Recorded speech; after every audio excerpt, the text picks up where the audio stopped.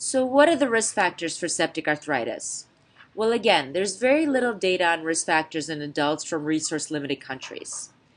The largest study to date on septic arthritis from Africa was published in 2004 and was from Congo-Brazzaville.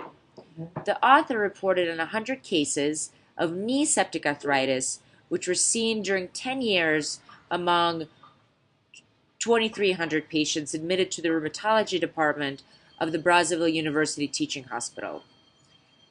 In their cohort, the knee was the most common site of septic arthritis, occurring in 42% of patients, followed by hip septic arthritis in 25%, sacroiliac septic arthritis in about 18%, and shoulder septic arthritis in 7% of their cohort. The average age of the patient was 35 years old, and most frequent bacteria identified was Staph aureus, which was found in about half the cases. Mycobacterium tuberculosis made up for 30% of cases, and the remainder was a mixture of aseptic, like no specific culture identified, or gram-negative bacilli.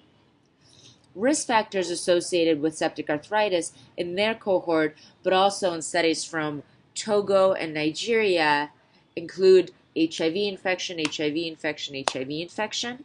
Patients with AIDS and hormone immune compromised seem to have a higher risk. Diabetes. Alcohol and tobacco use was seen to be associated with septic arthritis in Togo. Sickle cell anemia, the presence of an underlying malignant tumor, as well as renal failure. In studies done mostly in the West, prosthetic joint surgery is by far the most frequent association with septic arthritis, as well as rheumatoid arthritis has been very commonly described as a risk factor for acquiring septic arthritis, especially if patients are on immunosuppression.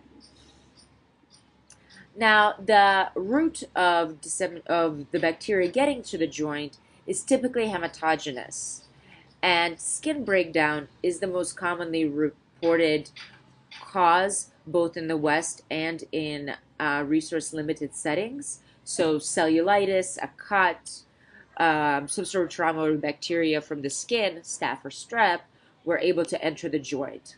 Alternatively, in Congo, about 20% of the cases were thought to be a result of obstetric complications.